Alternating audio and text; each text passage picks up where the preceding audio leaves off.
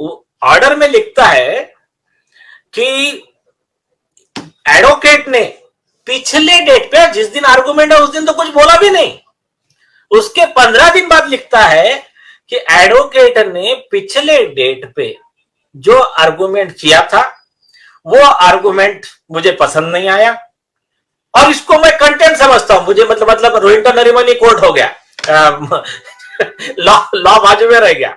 अच्छा, कंटेंट समझता हूं, कोई हरकत नहीं, कंटेंट है, ठीक है।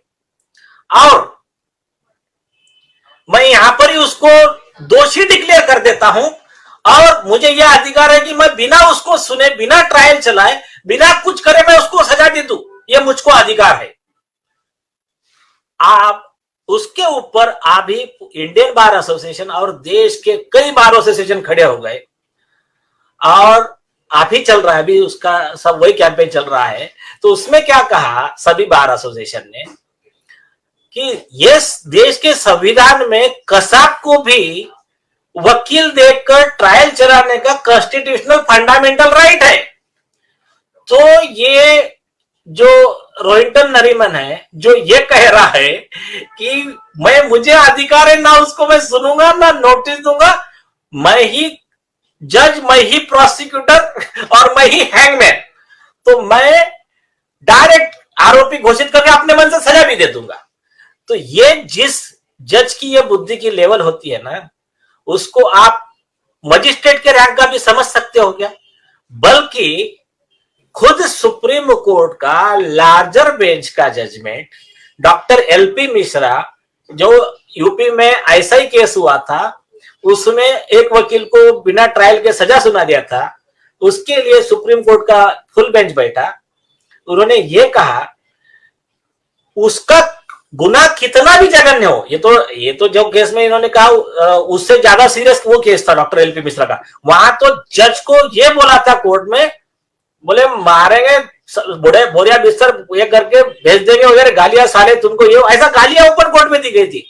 उसमें भी सुप्रीम कोर्ट की फुल बेंच ने बोला कितना भी बड़ा गुनाह हो आपको प्रोसीजर पूरा फॉलो करना ही पड़ेगा, चार्जेस फ्रेम करना पड़ेगा, उनको नोटिस देना पड़ेगा, उनका रिप्लाई लेना पड़ेगा, उनको अपनी बात रखने का मौका देना पड़ेगा।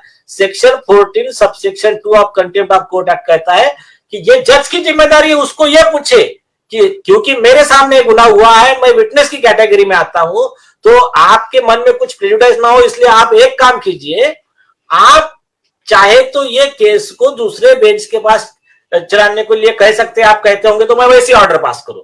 आपको लगता है कि नहीं मैं ही मतलब आपको प्रेजुडिस नहीं होगा तो मैं चलाता हूं, ये जिम्मेदारी जज की है। ऐसा जजमेंट सुप्रीम कोर्ट ने खुद जहीर खान के केस में दिया 1992 में। तो ये ऐसे जो इतने जजमेंट्स और इतने लॉ है, ये सब को उठा के इन्होंने, वो जजमेंट का नाम है देखिए 1992 AIR सुप्रीम कोर्ट 642।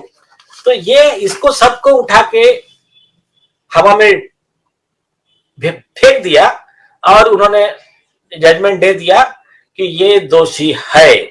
बोले फिर भी मैं एक चांस देना चाहता हूं कि सजा कितनी दी जाए, मतलब दोषी पहले घोषित कर दिया बिना सुने, आप बोले सजा कितनी दी जाए इस पे हेयरिंग में रखता हूं। सुप्रीम कोर्ट, यूएस के सुप्रीम कोर्ट का 9 जज बेंच का जजमेंट है विंडसर का, वो कहता है कि जो पहले दोषी ठहराता है किसी व्यक्ति को, जो जज, और बाद में उसको बोलता है कि आप तेरा कहना क्या है बोल, ये प्रिंसिपल ऑफ नेचुरल जस्टिस का वायलेशन तो छोड़िए, it is a substantial fraud on the court, ऐसा खुद सुप्रीम कोर्ट ने बताया है। तो अब ये एक फ्रॉड हो गया। दूसरा बड़ा जोक, अपराध भी हो गया ना, ये तो क्राइम है ना।